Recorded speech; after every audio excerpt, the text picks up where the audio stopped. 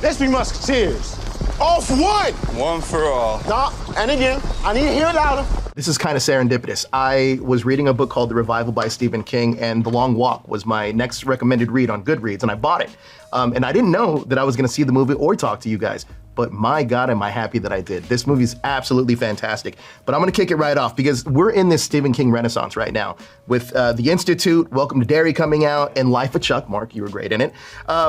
What was it like stepping into the King adaptation? And this has been in talks for decades, but this is the first time that this film has been brought to life. So what does that mean for you guys? It's an honor. It's nice. It's nice that they, you know, we were just talking about the fact that Stephen King had to approve each of our castings, and the fact that he approved us is like, you know, it's kind of amazing. Surprised me because when I met him, it was at the Toronto Film Festival for Wild Robot or whatever it was.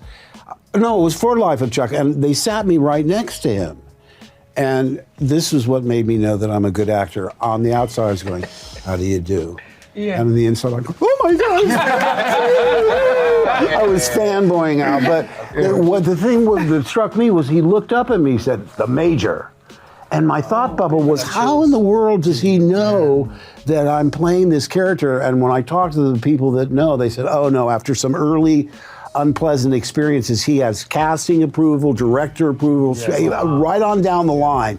He's the main guy that okays everything. Yeah. So that should be a compliment to all of you that he looked at you and said, yes, he's the right one for the job. He knew what he was doing, because all of you are fantastic in this film, absolutely amazing. Now, look, we have, I think a lot of people are going to draw comparisons to Squid Games, even though that this was written well before that happened. So why do you think this story and this version is arriving at the right time? Oh my God. I mean, it's a moving story, and you know what they talk about, what we felt is this sense of camaraderie and the sense of brotherhood that we got, and you know, feeling that we all are one, you know, and to be appreciating something for what it is while you have it, I think is a very beautiful thing, and becoming okay with the temporal nature of things in life. And so that can be also said for our experience on set, because it was such a meaningful and moving and emotional time for us. And so this film exists in these ways where you can follow these boys and get to know them as they exist to one another.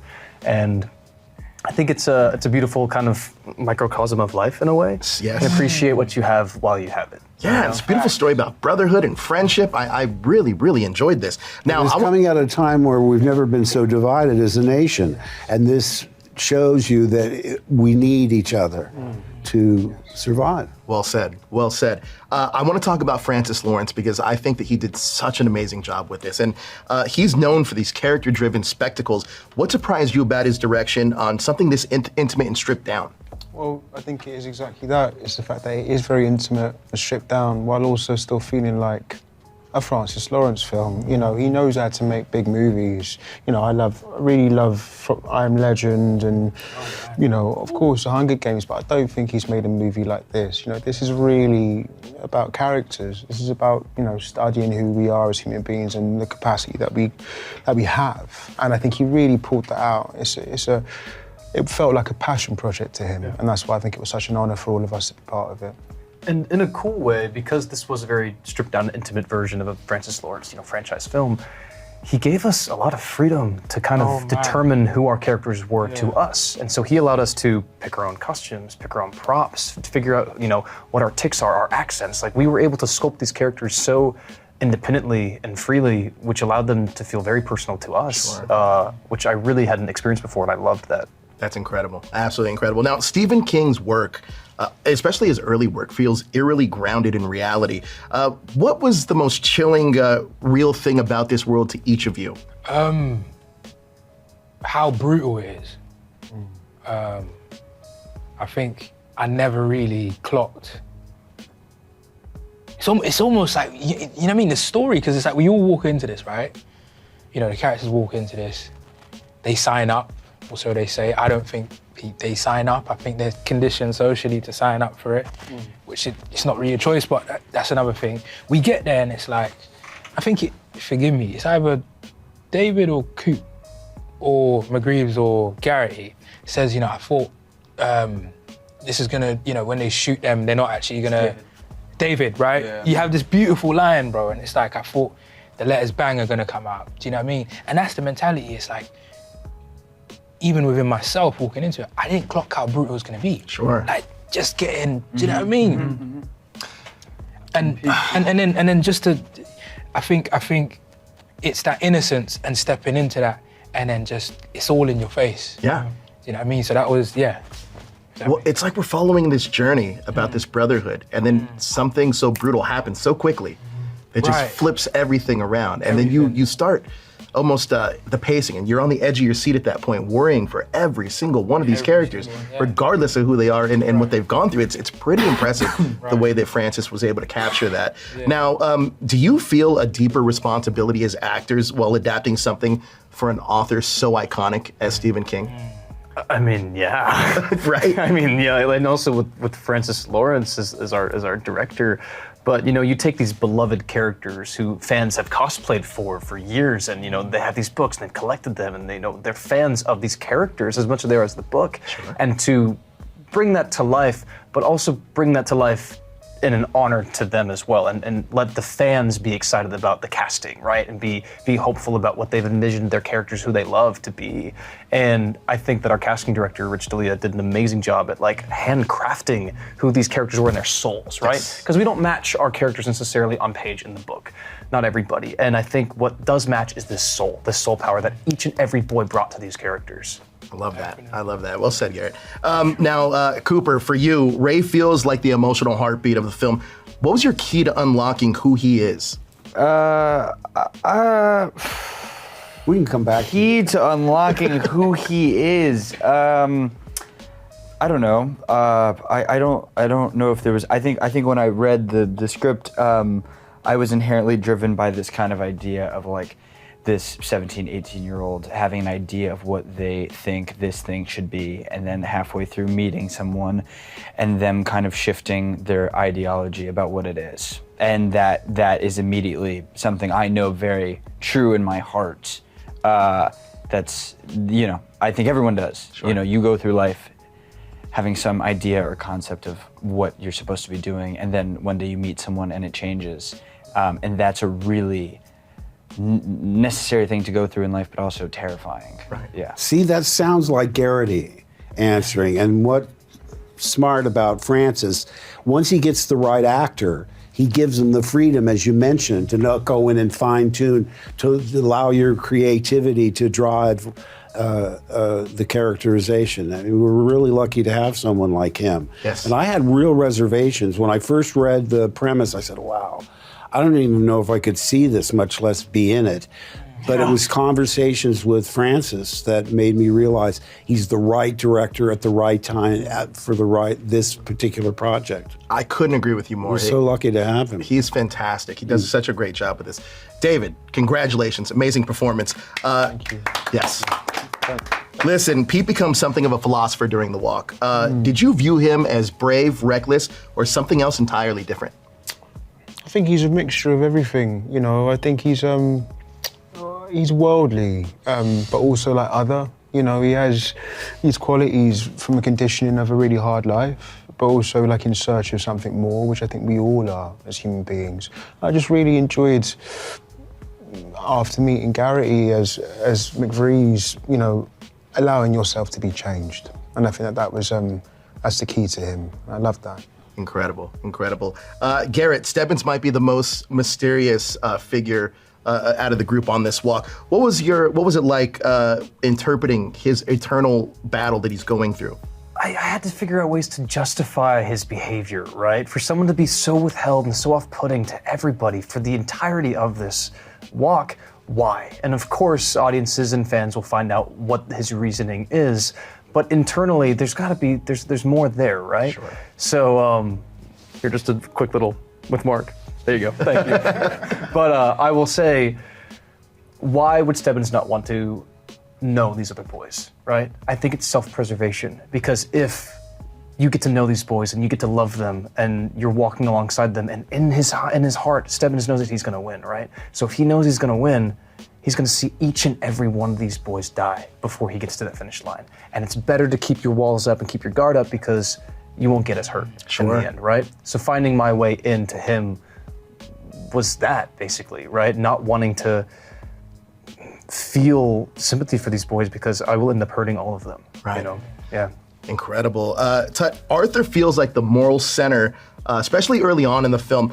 What drew you to his character? And what was the essence of his core being as a character? What drew me to art, obviously, is, you know, I when I look at myself, I like to think I'm somewhat moral, you know, emotionally. Why are you laughing? No, keep it going. Yeah, I'd like to think that. And obviously, naturally, I do this. I don't know if we all do. When I read a script or I look at a character, I study a character, I try and find things that I relate to. So, you know, there's that. And then, yeah, I mean, Art Bakers is so, I like to look at him as almost like a mix between, you know, McGreaves, right, and Garrett in a way, you know, because he has, I think internally, he has all these thoughts, you know, and he has all of these questions, but then, you know, what sets him apart is he's very religious, so he puts all of that into the hands of, you know, his God, and he just allows that to happen, and he also maintains, you know, this level, and I think that's why people maybe gravitate towards him, and you know, he's just that figure. You know? Absolutely. So, yeah. I will say you gave so much heart and truth to your performance, and you are so captivating on that screen, and you are brilliant in what you do. Truly. Absolutely. Come on. Yeah, incredible job. Honestly, all of you guys did such a phenomenal job where I don't want to spoil anything that happens, but I deeply cared about each one of you throughout the course of this film. Now, Mark, you've played heroes, villains, and everything in between, and I love the gravitas you bring to the Major. Where does the Major sit in your personal pantheon of characters for you? Well, it's fairly unique. I mean, I read the script and I read Stephen King's novella, and it begs the question, what kind of society do we live in that would sanction this, state sanction this? And it was like what is it, the 20th annual walk? I don't know if they specify a number, but it's something that's ongoing. So it's this dystopian horror show. And but I understood what was required. Basically, what you have to do is look at the script and say, what do I need to bring to make this script as impactful as it can be. And so I had it a lot easier than these guys, because like I say, I'm a fairly strident, one-note pain in the ass that everyone hates. I'm standing in their way of being happy and being successful. So, and I have to say, being a hero is fine. I mean, but as an actor, any response you get, I mean, I love being hated if I'm doing it right, you know? Right. So, like I say, but it was sort of, I was on a real disconnect, because like I say, the heart and the soul of the movie are these guys. Yeah. And I'm in 20% of the film, maybe. An impactful 20%. Yeah. It's a very memorable. And can I just take a moment to acknowledge how much dialogue you had to get done on your first day? That was a respectable amount. Yeah. That was good really, job. Monologue is no joke. That's all I could think of. Really? Yeah. To lay out all the rules for the film. Yeah. Wow. Yeah, I had a little cheat sheet, but I'm telling you, I figured it's weird, but if I could get through the first day, then everything else in comparison is coasting. Yeah. Sure. You have to set the premise and all of the, 3 miles an hour, all of that stuff. But like I say, I mean, I had my reservations about it, but the conversation with Francis was the key, because I thought, if I turn this down, my odds of working with him plummet. So I should throw all that away. Well, I mean, you want to work with the best people you can, and he's certainly at the top of his field. He's the best. Honestly, I'm happy that you took the role because I feel like you completely disappear and there's no more Mark Hamill. It's just the good. Major, this guy that's making these kids and driving these kids to. Well, I grew up in a military family, and so I went to 9 different schools in 12 years. So you're in completely different. It's always coast to coast in the Navy, not in the Midwest. And for the last 2 years of high school, we got transferred to Japan. I went to Yokohama High School. But we were living on a Marine base, and I would be walking to the teen club or to the snack bar or whatever, and I'd see these guys out in the parking lot being put through their paces, hitting the deck, push-ups, jumping jacks, all that stuff. And the guy in charge, that's where I got the Major. Because those guys are just brutal. Yes. And there's no sympathy, they have complete control. Sort of is fascinated with what kind of person is drawn to that job. It's not for me, that's for sure. Yeah. But I can pretend I'm that guy. Yes, Tut. So then also I remember when the Major was, there was like a little secret, what do I call it? Like, who was going to be the Major, right? Oh yeah, before we started filming. Oh, you guys didn't know? We didn't know. None of us knew when we got there. We didn't know. And it was like, I'm glad none of you pulled out when you found out. No, for real. It's been a real disappointment. It was actually too late by that point. It was too late. But we didn't know. And it was like, who's going to play the Major? Who's going to play the Major? And like when I found out it was Mark Hamill, I was like, yo, this is gangster. Like, this is what? Like, and it's such an honor. It is. Oh, You know what I mean, for real. Like, thank you. Yeah, absolutely. man. Yeah. Cooper, I feel like there's a weight to Ray's journey throughout the film, and it really builds with every single mile. What drives him, what drives him when he starts to break down? I don't know. I think it inherently starts from a place of like everyone has their own things for starting the walk, and it's like his is to, kill the Major. He's on a mission. He's gonna change the world. He's gonna, he's a 17-year-old that's gonna, really have an impact, and that's what he wants. And then, again, halfway through, that all kind of changes, and he doesn't really know why he's walking anymore. And then I think that he turns to McVries and is kind of like looking for a reason, looking for help.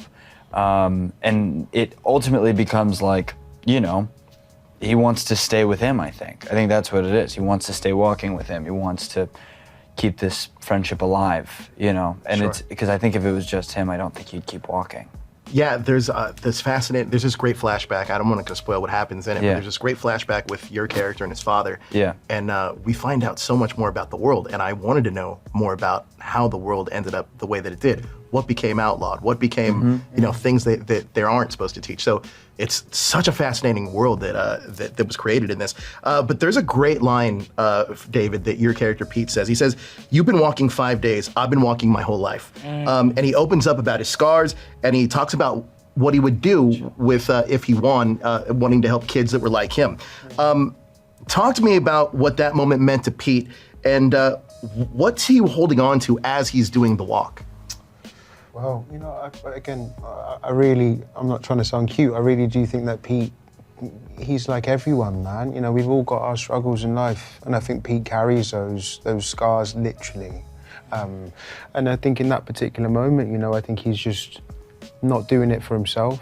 He's doing it for Garrett. And I think sometimes it's a really wonderful metaphor kind of for life. Sometimes, in our trauma, it can be used for something, something better than ourselves, something greater than ourselves. And I think that there's something wonderful that Stephen King, JT, our writer, and Francis, and the rest of all this wonderful cast illuminated in this story, which is that, when you can find something that is bigger than yourself, don't shy away from it, push it forward, and maybe it'll be better than you can think.